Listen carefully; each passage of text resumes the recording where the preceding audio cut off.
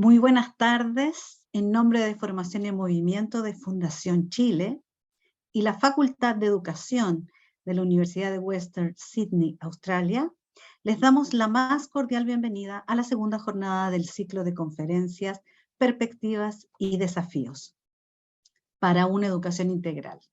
En esta presentaremos el seminario Diversidad y Diferencia en la Educación Inicial. La Facultad de Educación de la Universidad de Western Sydney ha implementado programas significativos en el ámbito de la primera infancia en diversas regiones de Chile, como Futuro Infantil Hoy, que se desarrolla en Antofagasta, Calama y Tocopilla, así como también programas de desarrollo de liderazgo en la región metropolitana. Por su parte, Fundación Chile lleva más de 20 años contribuyendo al mejoramiento del sistema educativo, asumiendo el desafío de desarrollar capacidades en los actores claves y sus comunidades. En el marco de los nuevos desafíos que nos ha dejado la educación en pandemia, ambas instituciones se plantearon el objetivo de aportar en la formación de las y los profesionales que se desempeñan en la educación inicial, básica y media, firmando un convenio de colaboración que permitió realizar el año 2021 el ciclo de conferencias Nuevas Perspectivas y Desafíos en la Educación Inicial. En este se abordaron temáticas de género, diversidad, liderazgo y pedagogía. Este año 2022, debido al alto interés de las comunidades educativas por participar, ambas instituciones se propusieron repetir la experiencia.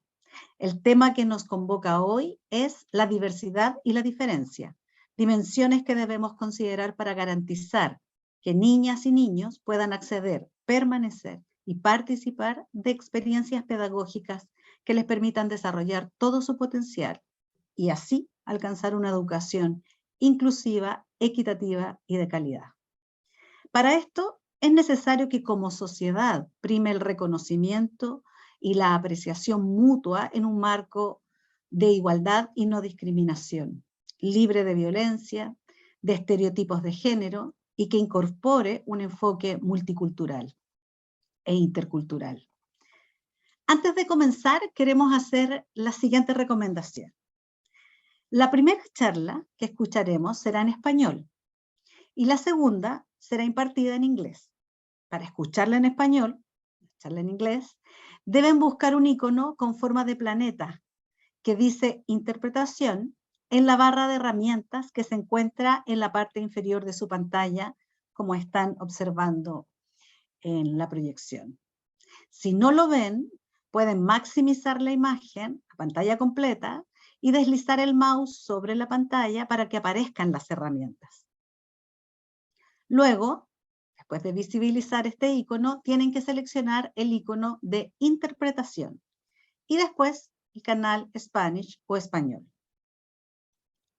Vamos a continuar con algunas sugerencias y recomendaciones. Les invitamos a saludarnos en el chat de Zoom, compartiendo desde donde se conectan. También que escriban sus preguntas en la sección Q y A de preguntas y respuestas que pueden ver en la barra inferior, las que iremos recogiendo durante la jornada y compartiremos con las expositoras al final de ambas presentaciones. Les recordamos que este es un espacio de aprendizaje y la invitación es a la cordialidad y el respeto a las opiniones de todos y cada uno de los colegas. Por último, por razones de seguridad, les solicitamos no compartir publicidad ni abrir links desconocidos. Bien, sin más preámbulos, presentaremos a nuestras expositoras. Danitza Jaramillo, profesional de gestión, docente e investigadora, especializada en primera infancia, género e interculturalidad en políticas públicas.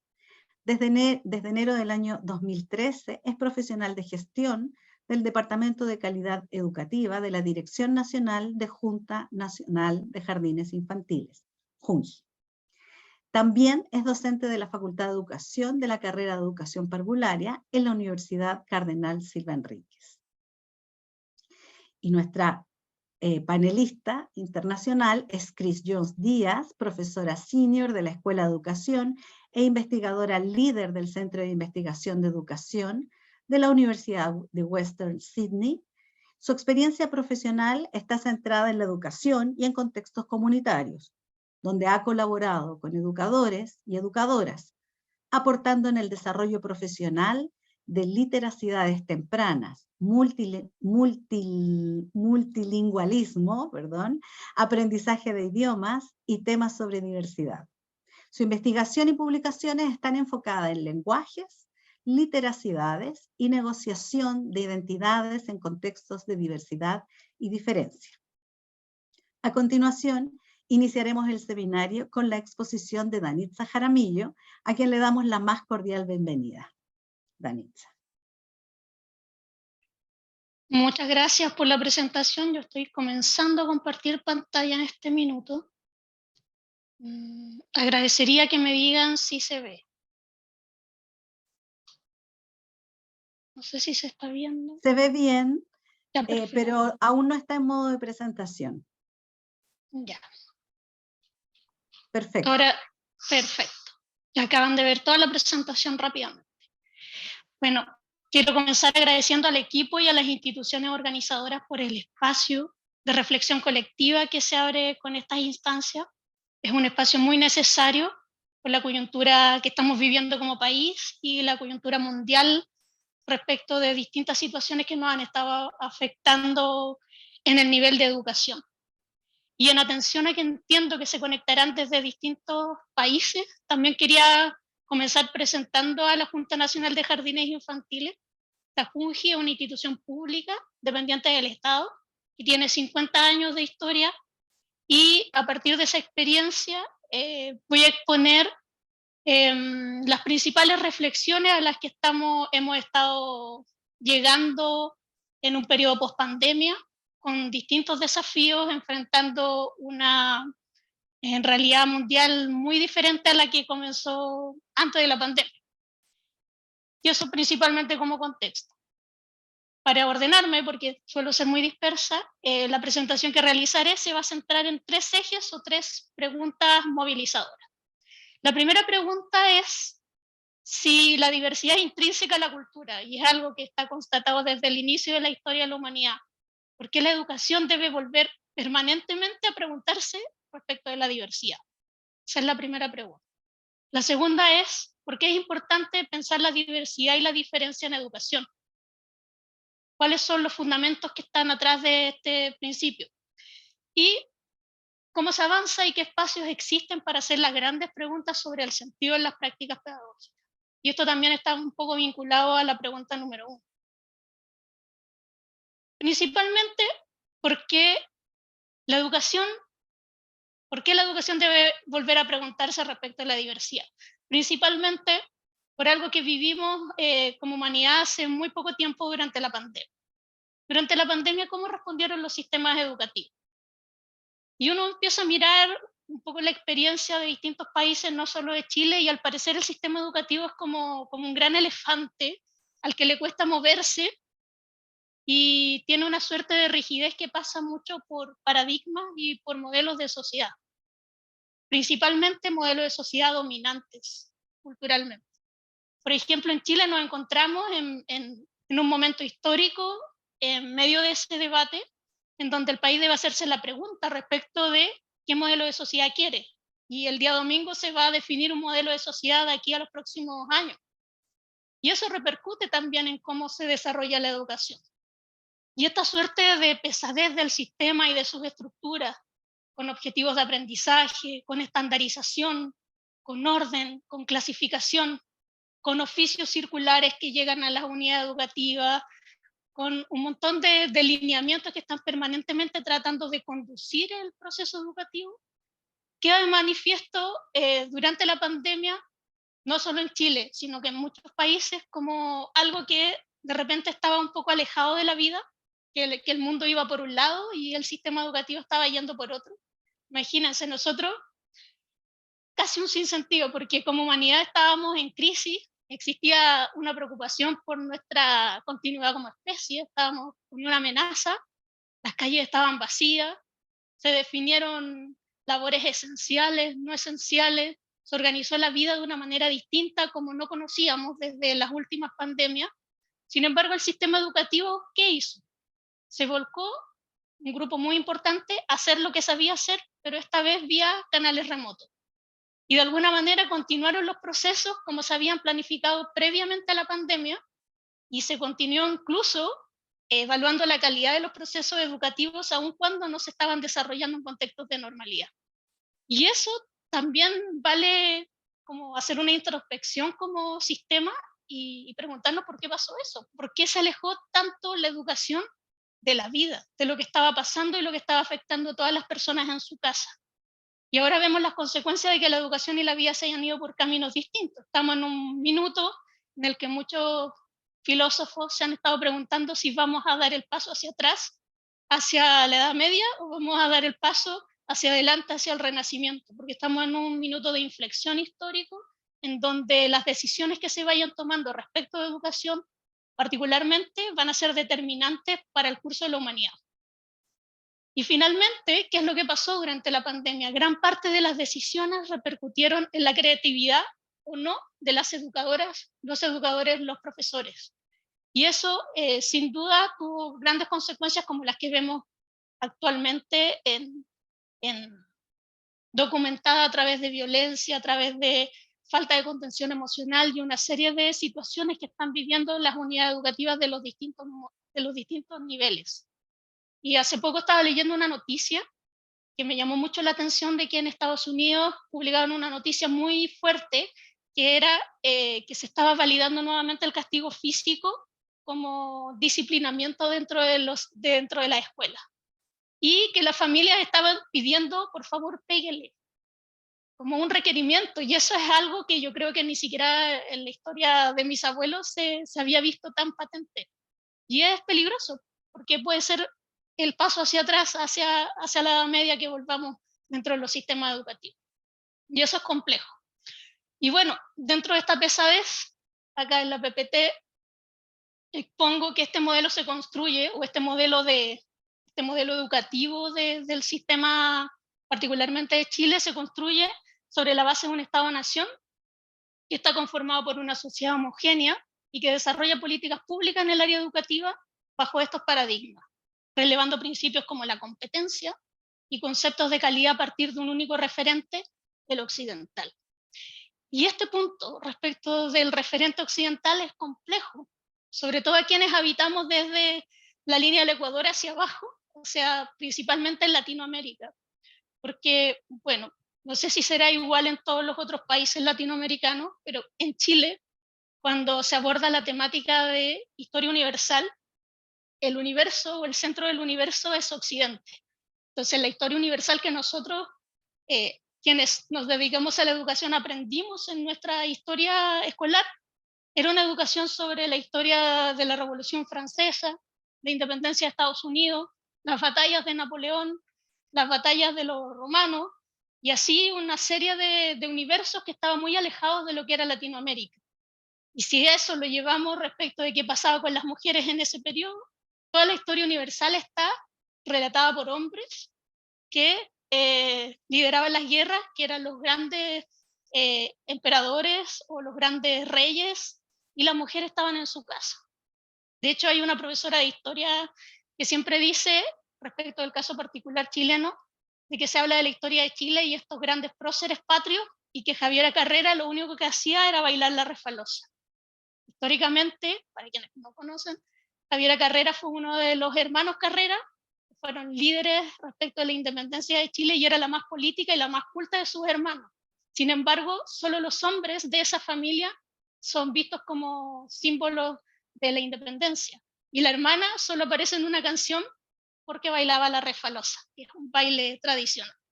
Entonces, esto también va marcando ciertos puntos de inflexión que son parte de procesos que nosotros tenemos que ir deconstruyendo. Y tal como ocurre con este sistema educativo en el que nos encontramos, en donde conviven todos estos paradigmas, también quisiera detenerme en el siguiente punto. Existe un tránsito paradigmático respecto a los imaginarios de infancia que están detrás de la educación en Chile y en el mundo. Y conviven estos tránsitos paradigmáticos con distintos enfoques. El de menores, el de niños /as, el de niños y niñas, y quizás el de niñas, no lo sabemos. Ahí hay un debate, por ejemplo, parte de los desafíos y las conversaciones a futuro. Y en relación a esto me pregunto, ¿qué imaginarios de infancia existen en la base de los modelos de educación que estamos desarrollando actualmente? ¿Son también niñeces que no se mueven? ¿Niñeces que no preguntan, que obedecen, que hacen caso a lo que dicen los adultos? ¿Cuál es el rol del protagonismo en este imaginario respecto de la educación que estamos instalando? ¿Por qué queda esta impresión de que la educación va por un lado y la vida va por otro lado? Y para eso quería plantear un ejemplo para pensar la diferencia, que es lo que nos convoca en el seminario, y les voy a comentar la historia que pasó en Santiago de Chile, en una misma comuna y en 2 jardines infantiles distintos. Para quienes no saben, desde el año 2010 en adelante hubo una fuerte migración desde Haití a Chile. Y eso también modificó la composición de quienes asistían a los jardines infantiles, principalmente de Junji, de Integra, en los jardines. Y a partir de esta asistencia de niños y niñas cuyas familias provenían de Haití, quienes eran afrodescendientes, se constató una realidad a la que no estábamos acostumbrados acá en Chile, que era que niños y niñas en sala cuna a los 7 meses estaban caminando, estaban corriendo. Y eso es algo que no se había visto antes. Entonces, esta situación que era constatada en sala cuna tuvo 2 formas de afrontarse.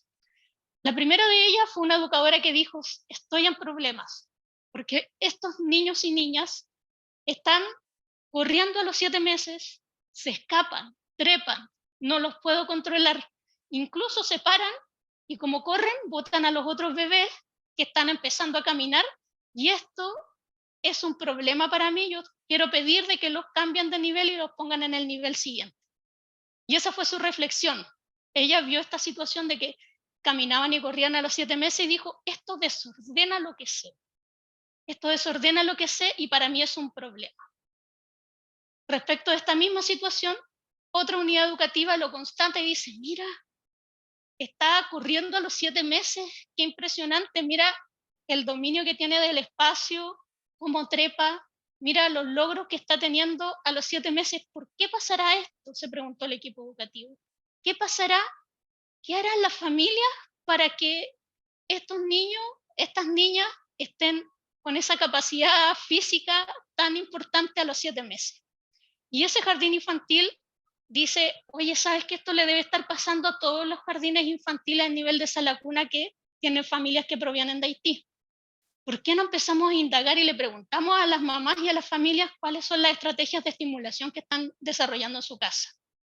Y empieza un proceso de indagación que no termina hasta ahora. Ellas empezaron a registrar lo que pasaba en sala cuna, empezaron a llevar un registro de observación, compartieron algunas conclusiones, se entrevistaron con las mamás y las familias, empezaron a detallar prácticas o formas de vincularse con el cuerpo, con el movimiento, con la corporalidad, que no son muy propias de la idiosincrasia chilena, pero que tienen que ver con este dominio del espacio, que era un logro de aprendizaje que dentro de los parámetros que en Chile existían respecto a lo que se esperaba que hicieran niños y niñas físicamente en ese periodo, rompía los parámetros.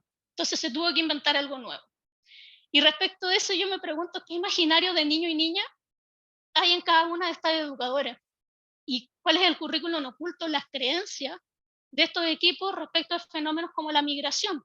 ¿Cuál es su sensibilidad respecto de ese proceso? Y por otro lado, voy a dejar varias preguntas, quizás las discutimos después. ¿La formación y conocimiento respecto de la diversidad es tan determinante en el segundo equipo? Quizás ellas ni siquiera saben lo que significa interculturalidad o qué es la diversidad. Sin embargo, ellas fueron capaces de ver lo que niños y niñas necesitaban. Entonces, ahí hay un componente súper importante porque se refiere a la reflexión de la práctica pedagógica. Y esto nos lleva a la segunda pregunta. ¿Por qué es importante pensar la diversidad y la diferencia en educación?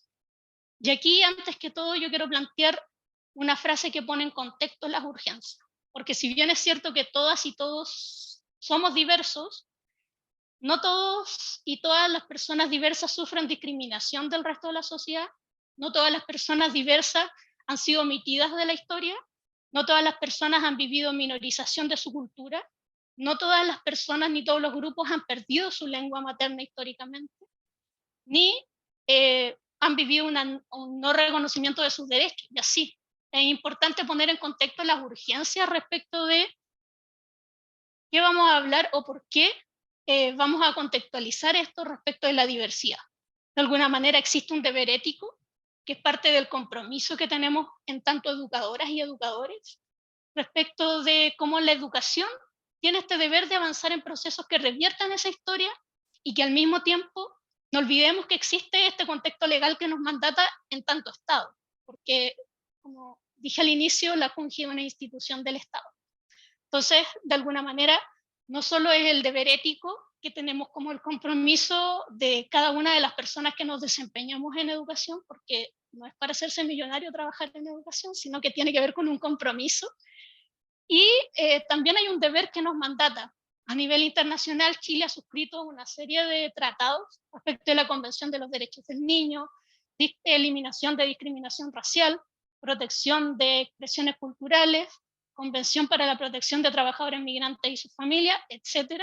Y a nivel nacional, la ley indígena, la ley Zamudio antidiscriminación, la ley de garantía de los derechos de la niñez, entre otros marcos legales que van determinando nuestro deber en tanto agentes del Estado y en tanto personas comprometidas con la niñez y la infancia. Y esto también tiene que ver con estos marcos legales buscan establecer que el reconocimiento y la valoración de la cultura finalmente es un punto de horizonte. Un punto de horizonte, así como describe la utopía, un punto de horizonte que nos lleva a ir avanzando, aunque finalmente nunca lleguemos, estamos en el proceso permanente de avanzar, porque conviven tantos paradigmas que no es un lugar al que nosotros vayamos a arribar en algún minuto, sino es parte de lo que deseamos que sea parte de la sociedad. Y a nivel institucional nos hemos comprometido con algunas definiciones. Esta es una que aparece en una publicación de la JUNG, que señala que el enfoque intercultural hace referencia a las experiencias de intercambio y enriquecimiento que se dan entre las distintas culturas que conviven en un espacio. Implica un diálogo simétrico, en donde debe primar el reconocimiento mutuo en un marco de igualdad y no discriminación. Todo esto, como les decía, desde el ideal. Y también se ha señalado que la interculturalidad va más allá de las relaciones entre las culturas, ya que supone el reconocimiento del otro. Siempre somos un otro de alguien más. Y también la afirmación del sí mismo. Es decir, tiene un componente individual del yo y tiene un componente colectivo de los grupos de pertenencia. Tiene dos componentes principalmente que deben ser considerados dentro de la definición. Y también desde esta declaración de principios se establecen tres focos principales para pensar la interculturalidad dentro de este marco de pensarme a mí y pensar a los otros. Primero, que es lo más conocido, lo primero que se asocia a la interculturalidad tiene que ver con la pertinencia sociocultural, que releva el aprendizaje significativo producto del vínculo con lo cotidiano y promueve el rescate y la revitalización de la lengua y la cultura de los pueblos originarios, la profundización del patrimonio inmaterial, la valoración del espacio de pertenencia en los primeros años, puesto que es el periodo cuando niños y niñas comienzan a construir y reafirmar su identidad cultural positivamente y también colectivamente, quién soy, cuál es mi cultura, dónde habito, cuál es mi lengua materna, a qué grupo de pertenencia me vinculo. Y también tiene que ver con la sensibilidad respecto del conocimiento de los paisajes culturales, como la FUNGI o los jardines infantiles de la institución Estandérica Magallanes, el imaginario que construyen niños y niñas en el desierto de Atacama, mirando esas noches llenas de estrellas, es muy distinto al imaginario que construye un niño o una niña en La Pintana, en donde quizás el paisaje al que se enfrenta es otro, y muy distinto al paisaje que observan niños y niñas en Punta Arenas. Y ni hablar de las situaciones que experimentan niños y niñas en distintos lugares en donde existe conflicto social y ellos están insertos. Todo eso tiene que ver con pensar también su espacio de pertinencia sociocultural.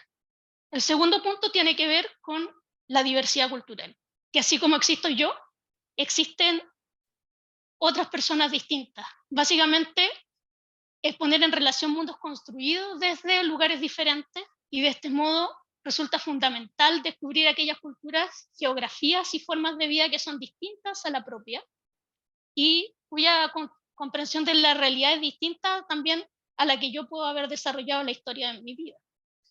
Y este proceso es dinámico y es producto de múltiples interacciones, ya que siempre somos el otro de alguien. Nunca terminamos de ser el otro de alguien y además es muy importante pensar de que la cultura no es impermeable, sino que la cultura también es fruto de transformaciones permanentemente. Y el tercer punto tiene que ver con las habilidades interculturales. Y aquí quiero pensar en ese equipo, en el equipo educativo del ejemplo del inicio, el equipo educativo que se hizo las preguntas de por qué los niños y las niñas de familias haitianas caminaban antes. Y quizás no tiene claro el término intercultural, pero tiene claro que niños y niñas deben ser acompañados en sus procesos de aprendizaje y en esa hermosa complejidad que los compone.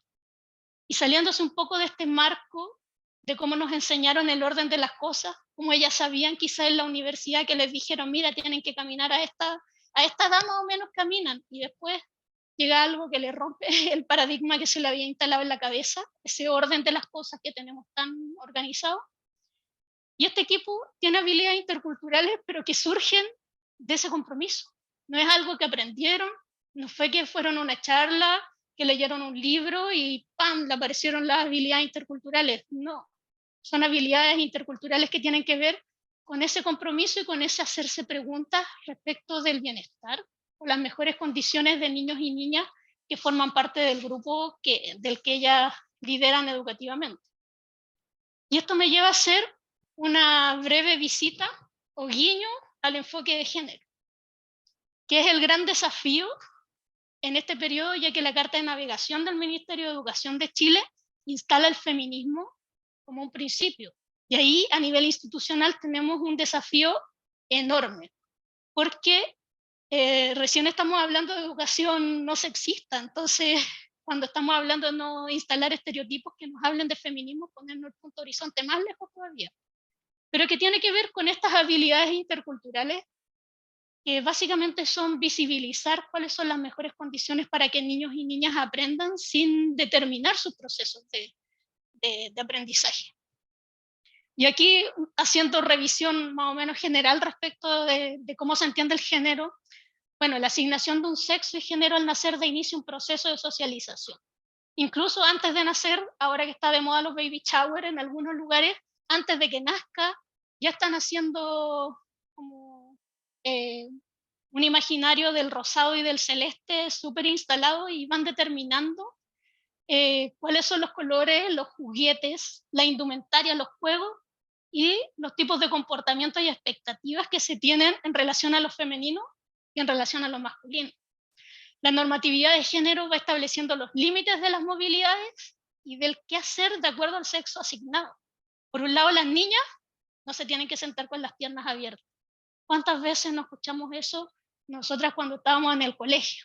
Las niñas no se sientan con piernas abiertas, no trepan los árboles, las niñas no juegan fútbol, los niños no lloran, las niñas son tranquilas y a los niños los dejan correr.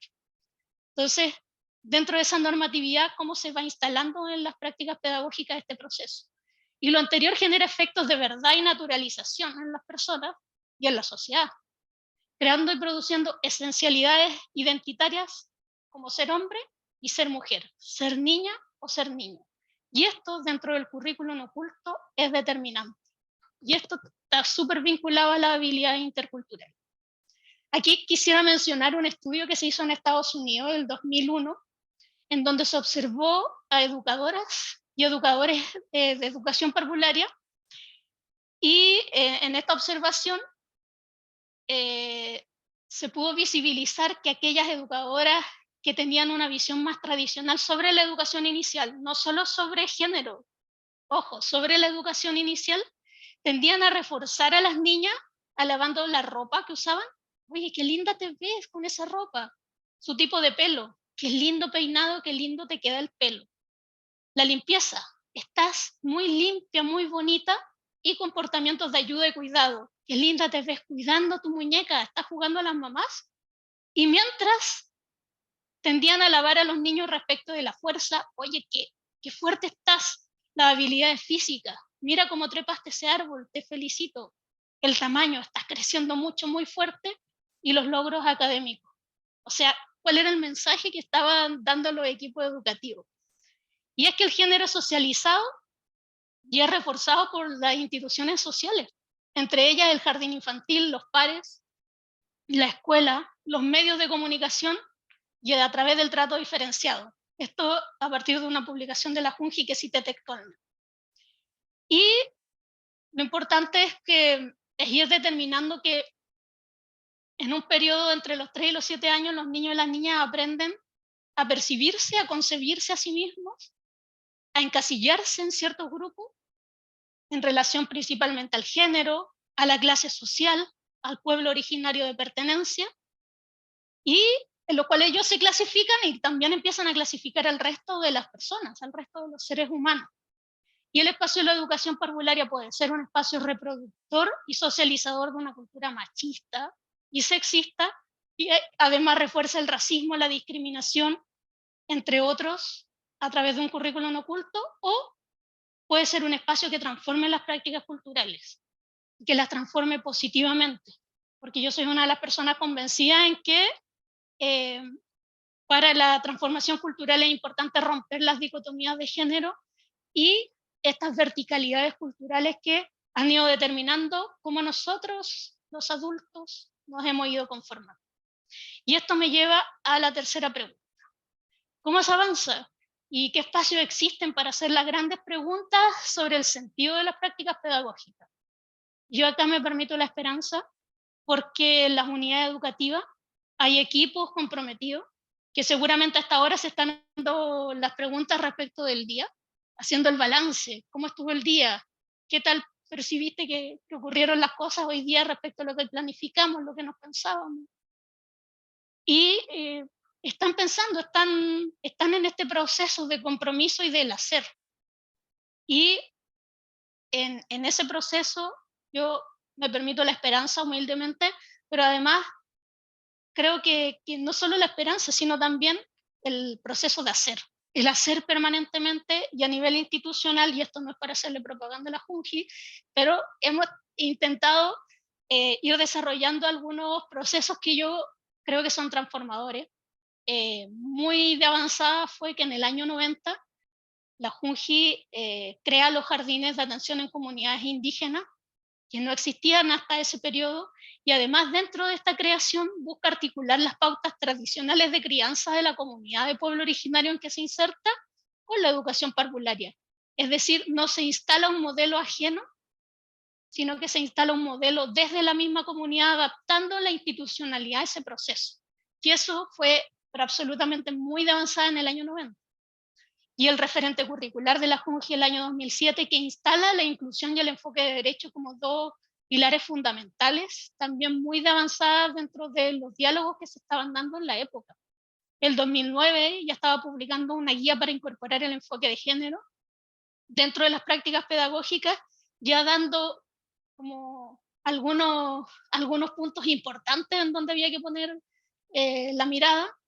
El año 2010 comenzó un convenio en donde se contrataron educadores de lengua y cultura indígena, que hasta ahora persiste. Los ELSI son agentes propuestos desde las mismas comunidades de pueblo originario para representar culturalmente a la comunidad dentro de la gestión del jardín infantil, difundiendo su lengua y difundiendo su cultura para que niños y niñas no perdieran la lengua materna en muchos casos, para que se revitalizara la lengua en otros casos y para que se mantuviera en uso la lengua, porque la minorización de las lenguas tiene mucho que ver con que no se usa. Este convenio sigue hasta ahora siendo muy, muy exitoso. Y una serie de publicaciones, que tampoco es el autobombo, es la idea, pero en 2015 se publicó una política regional de reconocimiento y participación de la familia, y hago hincapié en lo regional, porque cada región del país habla de un territorio distinto y es un mundo diferente, entonces cada región dijo, mira, nosotros lo haremos de esta manera en un marco de sentido en donde se estableció a nivel nacional el respeto a la diversidad, las distintas formas de expresión dentro de la unidad educativa, pero cada región fue capaz de desarrollar su propio relato sobre su realidad. Y eso también es bastante de avanzada, además de algunos documentos, como el cuadernillo 14, que es el Diversidad y Educación, todas las voces para el mundo que soñamos, y seminarios varios que se han ido desarrollando para promover la reflexión respecto de las prácticas pedagógicas. Sin embargo, aquí siempre estamos un poco al debe, porque siempre es poco lo que podemos hacer respecto de los jardines infantiles en relación a todo lo que los jardines infantiles enfrentan diariamente. Y siempre la realidad va más rápido de lo que van las políticas públicas y de lo que va la misma institución. Entonces, de alguna manera, yo quisiera mencionar algunos puntos que yo creo que son fundamentales, como de aquí en más para los desafíos. Primero, la reflexión crítica sobre mis propias creencias culturales y los sesgos de género que puedo tener, la revisión sobre mi propia educación, la forma de ordenar el mundo que aprendí y cómo la desaprendo, la cuestiono, y la conciencia respecto de que la práctica pedagógica cotidiana es una decisión ética constante, ¿no? Nunca se termina de tomar esa decisión y uno se puede equivocar también. Si hay espacio del error, sin error no hay aprendizaje. O sea, uno mira su trayectoria y dice, ¿cómo se me ocurrió hacer eso? Y se enoja consigo misma, pero la verdad es parte de un proceso. Y que las prácticas pedagógicas nunca se terminan, y eso yo creo que es lo fundamental. Y como Junji siempre estamos en esta rueda del aprendizaje, contentas por lo que hemos hecho, pero siempre preguntándonos cómo podemos hacerlo mejor. Y aquí les vamos a contar un error o un aprendizaje. Pero es una historia que se publicó en un medio de comunicación en donde la Junji fue puesta en cuestión y me parece súper bien que esto haya ocurrido porque fue un jardín infantil en donde se mezclaban, en donde se desarrollaba un dilema pedagógico. Por un lado, habíamos enviado orientaciones respecto de género y la necesidad de que no se coartara el desarrollo y el aprendizaje de niños ni de niñas, sino que se promoviera la igualdad en esos procesos. Y por otro lado, también estaban los educadores de lengua y cultura indígena que estaban traspasando su cosmovisión y su cultura en los jardines infantiles. Y ocurrió que hay un juego, que es un aucantún, que se llama Palín, que lo juegan las comunidades mapuches, en donde la comunidad educativa no estaba muy de acuerdo con que los niños jugaran palín y las niñas se quedaran animándolos afuera. Entonces se llamó una reunión de apoderados. Y en esta reunión de apoderados se tomó una decisión con un concepto que quizás no fue el adecuado, que fue votar democráticamente, escuchando los argumentos, pero también pasándose de lado un poco la cultura, sino que se tomó una decisión muy rápida sin la debida conversación. Y finalmente se votó que le preguntaron a los apoderados, ya, ¿y ustedes quieren que las niñas jueguen palín? Y todos los apoderados votaron sí, sí. Y la educadora de lengua y cultura indígena se sintió muy pasada a llevar porque ella, en la comunidad a la que ella pertenecía, las mujeres no jugaban palín y no estaban tomando en consideración su conocimiento y su saber cultural. Y de alguna manera todo esto fue retratado por una apoderada que era de un grupo, de una organización feminista mapuche en donde las mujeres sí jugaban palín. Y comentaba de que la verdad esto que había pasado en el jardín infantil al que iba su hija no le había gustado tanto como se resolvió. Y nos puso en cuestión, pero también fue interesante porque nos permitió como hacernos las grandes preguntas respecto a los dilemas pedagógicos que nunca se terminan. Y me quiero ir, pero contándole una historia feliz también, o una historia que nos pone en esta rueda de aprendizaje. Otra situación que nos pasó respecto del palín. Una educadora que pertenece a una comunidad de pueblos originarios en el sur de Chile se pregunta por qué las niñas y los niños no pueden jugar palín ella siendo de comunidad, el otro caso era en Santiago, ella siendo de comunidad mapuche en el sur. Y dice, mira, por un lado, a mí la Junji me está diciendo que tengo que instalar igualdad de oportunidades a niños y niñas, y por otro lado, en mi comunidad se juega mucho palín y las mujeres no juegan. ¿Qué puedo hacer? Voy a llamar a una reunión de apoderados. Y se llama una reunión de apoderados ampliada, en donde también van las papás y las abuelitas, va más gente, no solo los papás y las mamás de los niños o los adultos responsables, a toda la comunidad. Y la comunidad empieza a votar y una mamá levanta la mano y dice, mira, yo quiero que mi hija juegue palín, porque me acuerdo cuando yo era chica, yo siempre quería jugar con mis primos y mis primos me echaban y me tiraban piedras para que me fuera y yo me ponía muy, muy triste cuando eso pasaba y yo no quiero que mi hija pase por esa situación. Una papá y levantó la mano y dijo, no, yo no estoy de acuerdo con que las mujeres jueguen palín. Después van a decir que nosotros estamos ahuincados. Y eso significa que tienen costumbres propias de los chilenos, no pueblo originario. Después las otras comunidades van a decir de que nosotros somos una comunidad ahuincada. No, no, no. No estoy de acuerdo. Y finalmente en la reunión de apoderados no se logró un acuerdo. La educadora llevó este dilema al lonco de la comunidad. Y conversaron mucho respecto de esta situación y el lonco le dijo, mira, la historia del palín de este juego surge cuando los mapuches estábamos en guerra contra los españoles. Surge de la guerra y ahora nuestra batalla es revitalizar la cultura, revitalizar la lengua. Así que ahora, y para eso necesitamos tanto a los hombres como a las mujeres. Y yo como lonco le voy a hacer los güiños, que es el palito que usan para jugar palín, les voy a hacer güiños a todas las tías acá del jardín y les vamos a enseñar a todas a jugar palín. Y comenzó la comunidad, le empezaron a enseñar al equipo educativo, las mujeres de la comunidad no sabían jugar palín, empezaron a aprender, a practicar, y finalmente se organizó un campeonato de palín, en donde hombres y mujeres armaron equipo y convocaron a los niños y a las niñas a jugar palín, y los niños y las niñas no quisieron jugar y se pusieron a jugar al pillarse y a cualquier otra cosa, pero no les interesó jugar palín porque ya estaban aburridos de tanto verlo. Prefirieron aprovechar de jugar a pillarse y a otros juegos.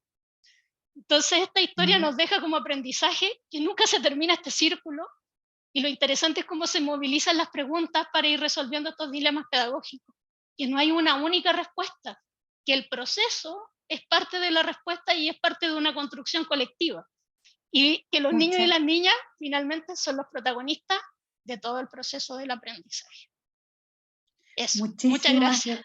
Muchísimas gracias, Danitza, por tu presentación, las preguntas que nos dejas, el panorama de desarrollo de la integración de un enfoque más completo en relación a la diversidad y cómo en este tránsito paradigmático la diversidad comienza a ser un nuevo orden de cosas, a propósito de los temas que nos planteabas.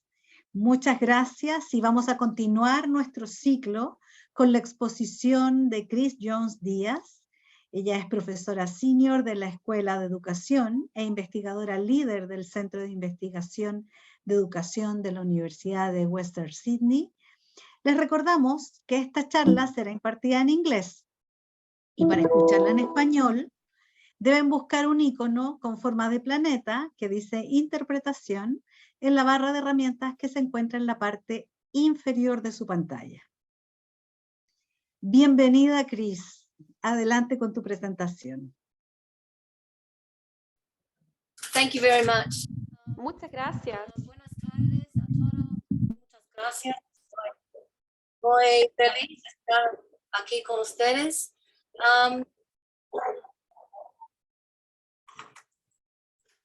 So I would like to Me gustaría solo continuar después de esta gran presentación de Danitza y creo que es muy encantador tener estas sesiones porque yo vengo desde una perspectiva australiana.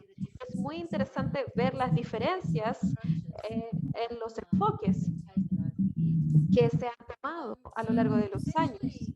Así que básicamente en Australia Nuestros pueblos originarios tienen una costumbre, que es una costumbre de reconocer primero al país, y me gustaría hacerlo, saludar a los Badiagal para la audiencia australiana, y me gustaría reconocer a los Bebiagal y los Kamaigal de la nación Eora, los custodios tradicionales de la tierra en la que se presenta este taller el día de hoy. También reconozco a los custodios tradicionales de diversas tierras en las que ustedes trabajan hoy, ya sea en Chile o en Australia o donde sea que estén, y también a los ancianos pasados, presentes y emergentes, y celebro la diversidad de los pueblos indígenas y sus permanentes culturas, lenguas y conexiones con las tierras y aguas de Nueva Gales del Sur en Australia. Así que en la sesión del día de hoy quiero continuar luego del enfoque, el contexto de Danitza, básicamente en cómo educación no está separada de la sociedad y cómo Danitza dijo y presentó estas instrucciones impactan e influencian lo que pasa en educación. Danitza nos ha dado ejemplos maravillosos de cómo ocurre esto. Así que me quiero enfocar básicamente en dos cosas esta mañana, esta tarde, disculpen, buena mañana para mí en Australia. Quiero hablar sobre la diversidad cultural y también quiero hablar sobre la diversidad de género. Y, disculpen, también quiero terminar con las implicancias para las prácticas.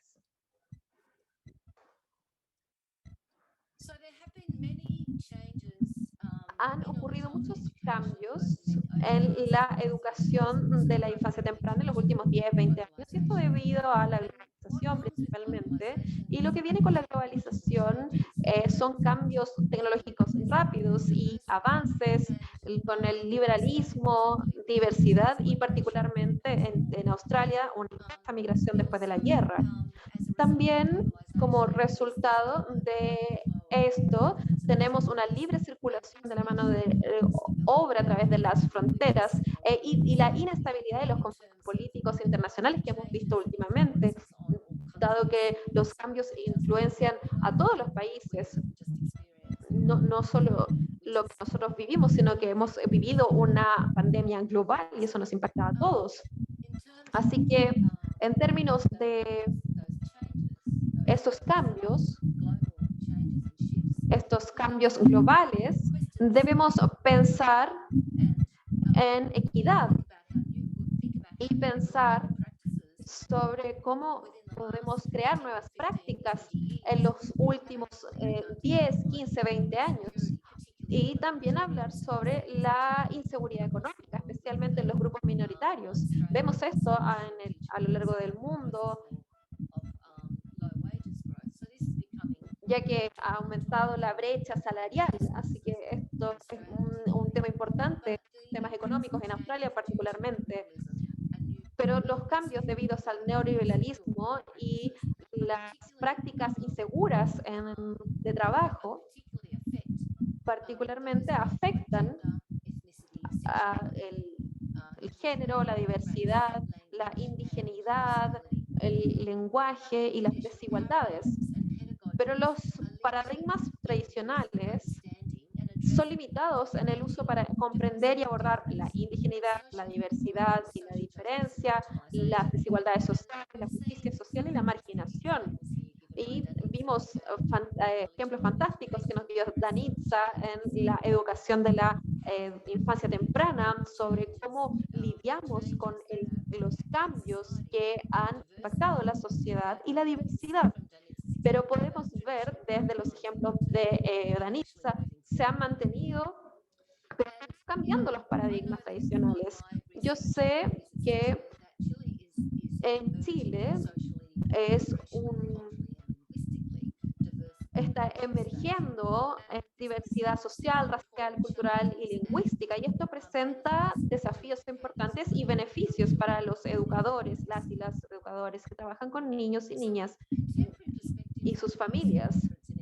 Entonces, Las perspectivas contemporáneas de la diversidad nos pueden equipar a los y las educadoras para que desarrollen disposiciones, conocimientos y habilidades críticas que les permitan interactuar y comunicarse de manera respetuosa, constructiva y positiva con los niños y niñas y las familias con las que trabajamos.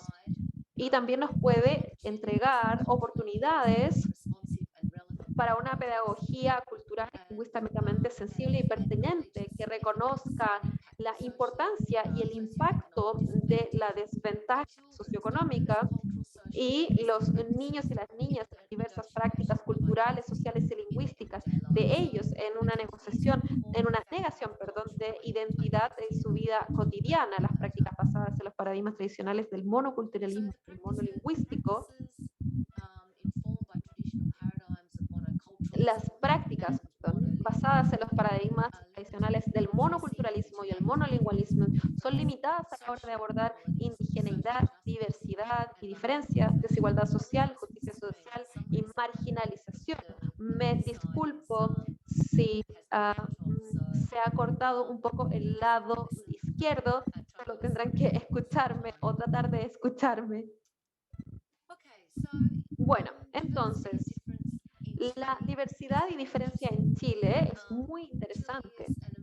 Chile es una sociedad emergente diversa y global porque tiene una historia indígena vibrante, tiene un pasado colonial similar al de Australia y tiene una diversidad emergente de idiomas, dialectos, culturas, tipos de familias, incluyendo familias gays y lesbianas, estilos de vida y niveles de ingreso, capacidades, comunidades urbanas y regionales y prácticas generalizadas y de crianza de los hijos e hijas. Como hemos visto esta mañana, como Australia, Chile es un Estado-nación postcolonial, una nación de inmigrantes con una historia indígena única. Entonces comencemos pensando en la diversidad cultural. No podemos realmente entender la diversidad cultural hasta que pensemos en qué es la cultura. Entonces, la cultura incluye las prácticas cotidianas, los valores, los sistemas de creencias, tradiciones que se comparten entre grupos sociales individuales. Estas prácticas y creencias se construyen en contextos sociales a lo largo del tiempo. Así que, dado que tenemos un tema temporal, la cultura no es fija ni unitaria, de hecho nunca es fija ni unitaria, y vamos más allá de sistemas fijos de creencias. La cultura cambia. Las prácticas culturales, las creencias y los valores están en cambio constante y se desplazan según las circunstancias históricas, políticas, económicas y sociales. Así que los grupos culturales nunca están estancados ni son homogéneos. Entonces, las prácticas sociales y conocimientos culturales que se construyen en la cultura tienen que ver con situaciones cotidianas, relaciones de poder y sociales, ocurre en comunicación, lenguaje, medios de comunicación y tecnología. Para nosotros opera a nivel institucional en el que nos encontramos en términos de educación.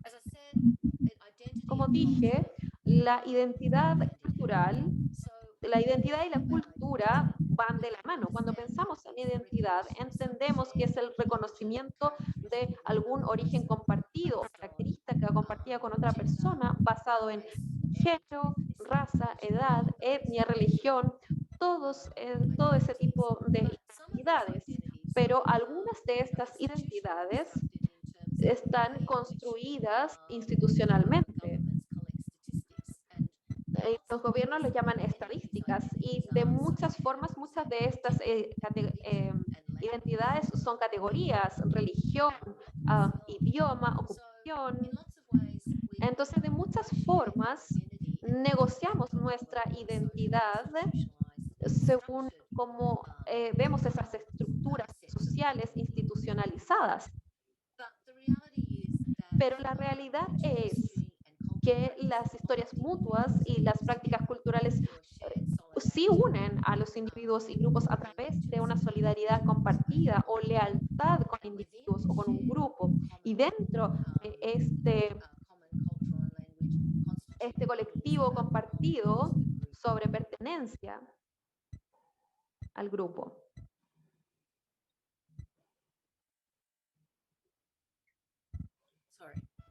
Lo siento. Estaba lidiando con la diapositiva. Entonces, el tema sobre la identidad, como lo acabo de mencionar, es que cambia, no está fijado, por lo tanto es transformativa, es relacional, fragmentada. Las identidades nunca están fijadas en límites definidos. Siempre están en una transformación constante, nunca son unificadas y están en un cambio constante, especialmente en tiempos modernos. Y esto es particularmente relevante para la forma en que opera la discriminación en familias, por ejemplo, familias del mismo sexo en educación. Y esto nos lleva a ver cómo los racismos hacia las minorías y los grupos migrantes sigue siendo un tema. Ahora, por ejemplo, en Australia hay una lucha indígena por reconocimiento constitucional e igualdad, y aún así sabemos de la presentación de Danitza que aún hay expectativas de género que perjudican a mujeres y niñas en educación universitaria. También es parte de esta crisis, reproduciendo estas desventajas. Quiero hablar sobre racismo, porque tendemos a no querer hablar de racismo. En Australia, por lo menos, tendemos a no querer hablar de racismo porque es muy confrontacional. Y solo quiero decir que hay dos formas de racismo. La forma primera que opera a nivel relacional, en la práctica, relaciones, y la otra forma de racismo opera a nivel material e institucional, que incluye la educación. Entonces, en términos sobre cómo actúa a nivel individual, esto incluye las actitudes, valores, creencias, y también incluye cosas como prejuicios, estereotipos y xenofobia. En Australia aún tenemos temas de islamofobia, etnocentrismo, y básicamente internalizamos sentimientos negativos y la ubicación en ideologías y discursos racistas. Entonces, estas formas de racismo son una forma incidental de racismo que ocurren en prácticas. Pero hay otra forma de racismo que es una forma institucional, opera a un nivel más amplio, a nivel institucional, a nivel institucionales, sociales, y para nosotros, desafortunadamente, podemos ver imágenes aquí que son de Australia. Hubo una gran lucha por los derechos aborígenes y continúa hasta el día de hoy. Y en este momento, como dije, la lucha racial, históricamente, hemos tenido situaciones, por ejemplo, en 1967, donde los aborígenes recién tuvieron derecho a votar y no eran reconocidos como ciudadanos hasta ese momento. Así que las formas institucionales de racismo continúan operando en Australia, pero vemos que esto viene desde una parte un contexto histórico recalcitrante. Entonces, el racismo es un discurso. Es un discurso que encarna un conjunto de relaciones sociales y prácticas discursivas que niegan los derechos del acceso a recursos a quienes que se consideran racialmente o culturalmente diferentes de alguna manera. El racismo entrega un lenguaje sobre raza y la diferencia cultural usando explicaciones biológicas o estereotípicas para reforzar nociones de sentido común que sirven para justificar o naturalizar la desigualdad. Y vemos esto en la historia de Australia, en la colonización, y que continúa con la marginalización, el racismo y la opresión de los aborígenes australianos, que se usa para justificar esta desigualdad. Entonces, quiero pasar ahora a género.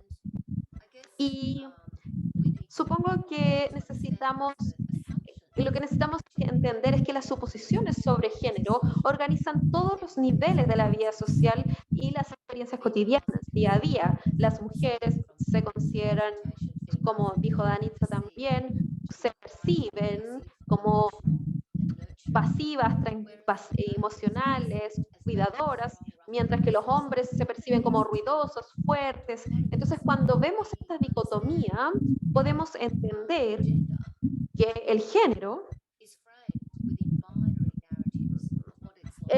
se enmarca en las narrativas de género binarios sobre lo qué significa cada género. Entonces, si eres nacido hombre, eres un pequeño niño, una pequeña niña, y una diferencia sobre lo que debe o no debe hacer un hombre o una mujer, y se construye a eso alrededor de ti. Todo lo que tiene que ver con lo femenino es opuesto.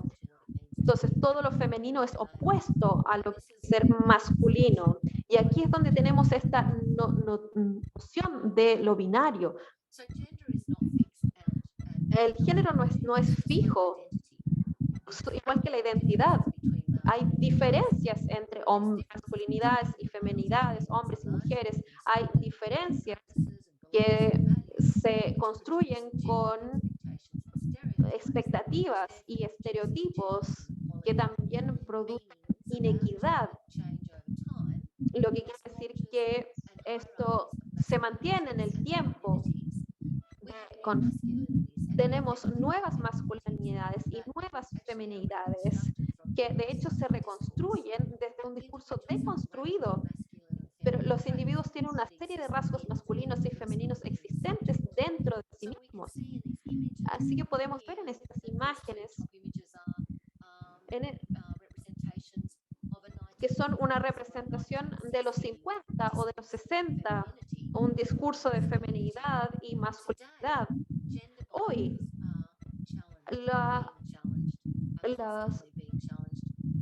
se está desafiando constantemente los binarios de género. Tenemos diferencias, tenemos reconocimiento de ellas, reconocimiento de las diferencias. Tenemos diferencias, tenemos a los queer, a la gente de género fluido, pero desafortunadamente esto aún puede resultar en homofobia y marginalización. Entonces, ¿cómo experimentan los niños y las niñas el género? Las niñas y los niños pequeños toman conciencia de su género desde muy temprano y también de las diferencias de género porque lo ven, lo respiran, lo sienten, lo viven.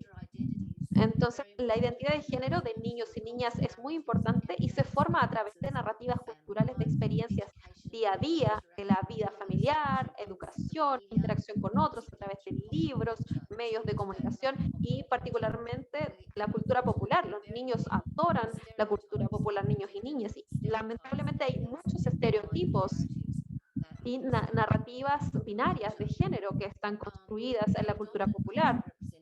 Hay representaciones dominantes del género que se normalizan y se consideran comportamientos adecuados para niños y niñas. Y como vimos ejemplos antes, los niños y niñas son conscientes de las normas binarias de género, están conscientes de estas relaciones de poder, porque la ven en los adultos y la repiten los niños. Y también vemos la importancia de hacer el género correctamente, especialmente frente a sus pares. Y para algunos niños se resisten y desafían estas normas de género, pero cuando lo hacen, aún hoy día es posible que experimenten marginalización de los niños y niñas y de adultos y adultas. Por ejemplo, un ejemplo que tenemos en Australia es que los niños llegan y los papás van a buscar a sus hijos y los ven con maquillaje o con un vestido y el padre se preocupa mucho sobre lo que están haciendo los educadores y las educadoras, si están tratando de transformar a su hijo en gay o si es o en una niña, de qué se trata esto. Y esto ha llamado la atención a los escenarios de educación de la infancia temprana. Y esto nos lleva a lo que hemos visto hoy, cómo se construye el género. Constantemente vemos estas narrativas binarias del género siendo operado en la educación de infancia temprana. Entonces, ¿cuáles son las implicancias de todo esto? Nosotros, como educadores de infancia temprana, tenemos un rol importante aquí, apoyando a los niños en la forma en que los niños ven sus diversidades de identidades sociales y culturales. Debemos ser abiertos y responder con nuestros niños y niñas y sus identidades sociales, sus prácticas, sus lenguajes, sus formas de hacer y saber. Entonces, en lugar de cerrar y volver a los tradicionalismos y de sentirnos desafiados por la diversidad, debemos estar abiertos a la diversidad, abiertos a las prácticas lingüísticas para que podamos mejorar y construir sobre ellas y encontrar otras formas de representarlas en nuestras prácticas. Y en prácticas lingüísticas y culturales están ocurriendo a nivel de conocimiento, lenguaje, dialecto, y también debemos aprender más sobre racismo y cómo esto afecta a los niños y cómo las prácticas racializantes impactan a las familias y las comunidades. Los niños y niñas pequeñas, cuando ven a sus familias o comunidades siendo marginalizadas, ya sienten lo que es el racismo. Y como dije antes,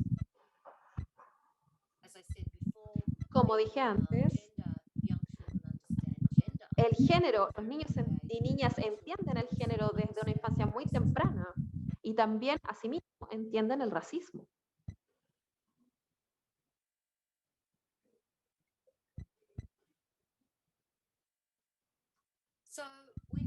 Entonces, necesitamos también entender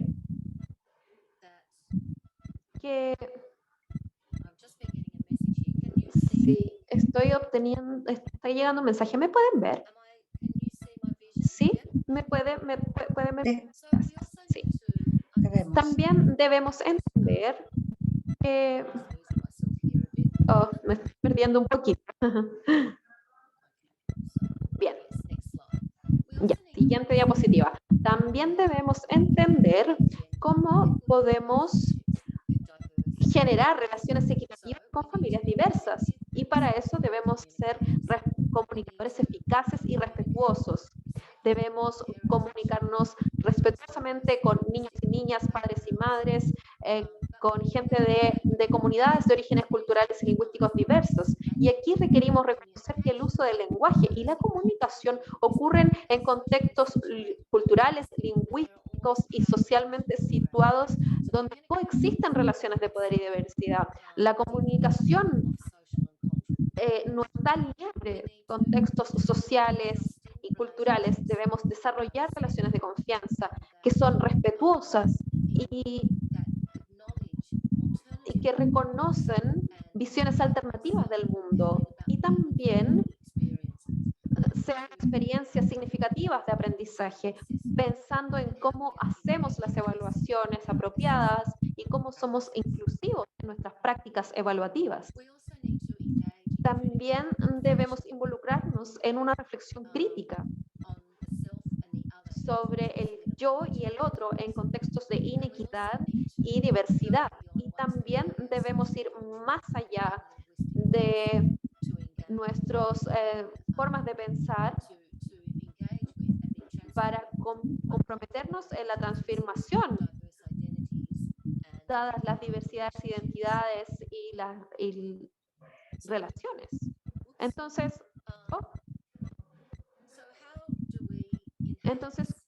¿cómo mejoramos? Lo siento, eso estoy perdiendo un poco. Me mezclé un poquito entre español e inglés y creo que se perdió una diapositiva, pero eso está bien. Solo comenzaré a terminar. Al final del día debemos entender que las políticas, las pedagogías y las prácticas que validan diversos idiomas, dialectos, prácticas culturales, géneros, sexualidad, estilos de vidas, sociales, transfamiliares, son ejemplos de identidad. Y las familias pueden sentir que no tienen nada que ofrecer debido a la forma en que se valoran, especialmente en Australia. Muchos de estos conocimientos son prácticas culturales y lingüísticas de la clase acomodada. Entonces, estos conocimientos se normalizan y son poderosos. Debemos tener una reflexión crítica y estar abiertos al cambio para ser críticos de nuestros propios cambios y prácticas sobre las normativas y las prácticas tradicionales y aprender espacios para más equidad y diversidad y para reconocerlas también. Y esa es mi presentación. Muchas gracias por escucharme. Muchas gracias a ti, Cris, por compartirnos esta reflexión y experiencia y esta invitación tan importante respecto de cómo nos aperturamos a la diversidad, ¿cierto? Cómo nos abrimos a la diversidad. Vamos a abrir paso a las preguntas que nos han llegado durante el seminario. Invitamos a Danitza también a poder vernos. Vamos a compartir a propósito de la hora, una pregunta para cada quien. Les agradecemos a todos quienes han enviado las preguntas. Haremos lo posible por contestarlas. Y contarles que ha habido mucho interés y muchos saludos mientras ustedes estaban exponiendo. Muchos saludos y agradecimientos por la calidad de las exposiciones. Cris, me gustaría partir con una pregunta para ti, a propósito del último aspecto que estabas comentando, la relación entre las prácticas pedagógicas y la responsabilidad en torno a la apertura a la diversidad. Nos pregunta Rodrigo Ormazábal, ¿cuál crees tú que es o cuáles serían prácticas insoslayables, prácticas muy relevantes para promover un trabajo efectivo en la diversidad? Thank you very much for that question. Muchas gracias por esa pregunta. En mi audio inglés estaba un poquito cortado, entonces quiero preguntar si esta es la pregunta. Se trata de las relaciones entre las prácticas pedagógicas y las responsabilidades, representando diversidad, sobre qué prácticas o qué tipo de prácticas. ¿Sí? Bueno, creo que antes de empezar a pensar,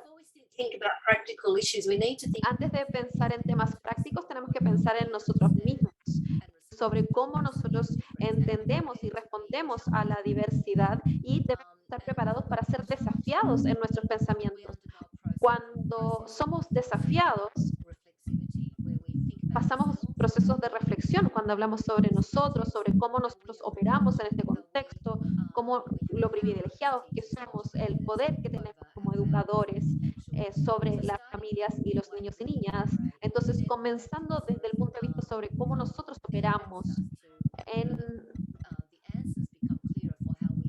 y los errores son claros en cómo nosotros implementamos en un escenario pedagógico en diferencia pedagógica. Una de las cosas que podemos hacer es un enfoque colectivo en acuerdo sobre cómo se harán las cosas. Debe haber mucho trabajo ahí a nivel grupal. Así que es un proceso continuo que no termina, no es solo enfocarnos en esto y después en el 2020 vamos a pensar en otra cosa. Esto es continuo, para siempre, porque como Danitza tan claramente dijo, la diversidad nunca se va a ir. La diversidad es parte de la humanidad. Y a nivel práctico debemos pensar en cómo representamos la realidad. Hay un dicho, creo que es un dicho indígena de Australia: no puedes ser lo que no puedes ver. Entonces no puedes ser lo que eres si no te ves a ti mismo. Entonces, si en un libro tenemos, en un contexto australiano, tenemos una práctica cultural normativa blanca, todo está en inglés, no hay inclusión de lenguajes. Es un contexto muy monocultural, monolingüístico. Entonces, si eres diferente de alguna forma, no vas a sentir que perteneces. Y, por ejemplo, en Sydney, que es la ciudad más diversa de Australia, tenemos escenarios donde 90-99% de los niños de un escenario multilingüe, y debemos representar a los niños en este escenario. Entonces, lo primero, después de trabajar en nosotros mismos y sobre cómo nos posicionamos en los aspectos normativos, debemos pensar en cómo representamos y nos enfocamos en esta representación para incluir a las familias, a los niños y niñas, y comenzar a representar sus identidades y recursos para poder traerlos al escenario. Hay tantas formas de hablar de esto por siempre, hay tantas implicancias prácticas, pero creo que como tenemos poco tiempo, lo primero es comenzar en este punto reflexivo crítico, a indagar más sobre las familias y sus diversidades culturales y cómo integrarlas en las prácticas en un ambiente pedagógico. Muchas gracias, Cris. Te invitamos para verlas a ambas, a Danitza y a Cris, a poder bajar la presentación y así las podemos ver mientras se responden las preguntas, por favor. Muchas gracias. A propósito de la pregunta sobre las prácticas, ¿qué prácticas se desarrollan? No es una, son todas, tiene que ver con un enfoque y tiene que ver con la capacidad, me voy a quedar con la última idea de ser capaces de representar en la práctica pedagógica cotidiana la diversidad que tenemos todos los días, desde ahora y desde siempre, o sea, como desde ayer y en el futuro, en distintos escenarios y por lo tanto representar esas identidades en el quehacer pedagógico. Muchas gracias y vamos a hacer una pregunta a Danitza, que también nos llegó a través de distintas vías. Lisa Toro nos pregunta, ¿cómo trabajar las resistencias y prejuicios de personas que laburan en contextos educacionales en torno a la diversidad? ¿Cómo trabajar las resistencias y prejuicios en torno a la diversidad de quienes laburan en el ambiente educativo? Y que bien sabemos es un tremendo desafío para la gestión del cambio, ¿no? En general. Oye, tremenda pregunta la que me tocó a mí, porque yo creo que es la gran pregunta. Por un lado, yo creo que es importante que nos situemos respecto del deber ético en tanto educadoras y educadores. Tenemos un deber ético que va quizás más allá de nuestras creencias y que nos tiene que convocar a un proceso de transformación y que nadie dice que es un proceso fácil. Es un proceso complejo que nos pone en tensión respecto de las verdades que creíamos, porque de alguna manera nos invita a ir transformándonos. Justo hoy en la mañana estábamos hablando con un equipo respecto de género y una de las profesionales nos planteaba de que ella siempre pensó de que no era machista, hasta que su hija la empezó a cuestionar con algunas prácticas que ella tenía y se empezó a dar cuenta que ella tenía prácticas machistas y que de repente hacía comentarios que reafirmaban el machismo. Y quedó en shock porque siempre su discurso social fue de que era una persona muy feminista porque era madre soltera, empoderada, y en un minuto la pusieron en cuestión respecto de un tema generacional y ella se transformó porque dijo, no, a partir de esto yo dije, quiero aprender más, porque no puede ser de que los paradigmas hayan ido avanzando y yo me haya quedado con esta idea de que yo era feminista en el año 90 y de pronto me entero en el 2020 que no soy feminista y que soy machista. Al contrario, que mi conocimiento se estatizó en ese periodo. Entonces, yo creo que de alguna manera es fundamental, pero a nivel ya llevándolo a políticas públicas, nosotros tenemos distintas publicaciones que nos invitan al compromiso ético, pero también a procesos de reflexión colectiva. Yo creo que aquí, como no es un ámbito solo de acá de la cabeza, de que leamos y nos transformemos, también es un ámbito que tiene que ver con la conversación y yo creo que la reflexión de la práctica pedagógica es fundamental. El pensarlo en colectivo con el equipo de aula, el pensarlo y conversarlo en colectivo entre la unidad educativa y también el acompañarse en ese proceso, porque el proceso no es simple, es un proceso que de verdad nos pone en tensión, nos cuestiona el saber. Y es muy complicado cuando algo nos cuestiona el saber o lo que creemos que es verdad. Y es complejo.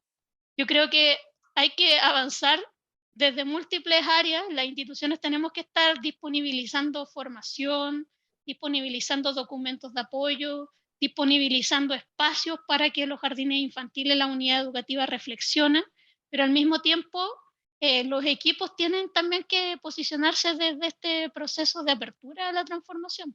Yo creo que también hay un componente ahí no quiero decir desde el corazoncito, pero desde un yo personal, emocional, que se convoque a los procesos de transformación. Y tiene que estar involucrado no solo desde la racionalidad, sino que también desde una voluntad vocacional respecto de la educación. Muchas gracias, Danitza. Efectivamente, la invitación que nos hace, Danitza, tiene que ver con cómo entendemos también el aprendizaje. No es solo cognitivo, es corporal, es situado, es emocional, y por lo tanto la transformación implica también la combinación de todas estas dimensiones de nuestro ser, de nuestro vivir, de nuestro estar, ¿no es cierto?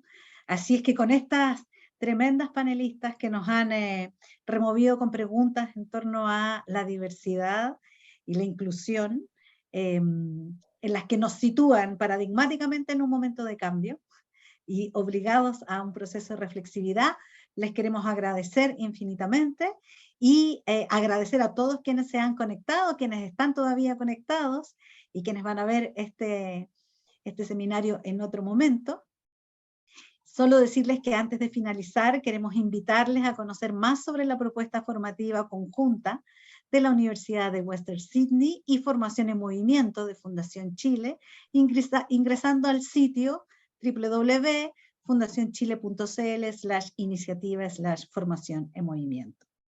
Y, por supuesto, a www.westernsydney.edu.au. Muchísimas gracias a todos por habernos dispuesto a este diálogo compartido, a esta reflexión de desafíos, por acompañarnos hoy y que todos tengan muy buena tarde. Hasta luego, Cris, Danitza. Hasta luego. Chao, chao. Bye.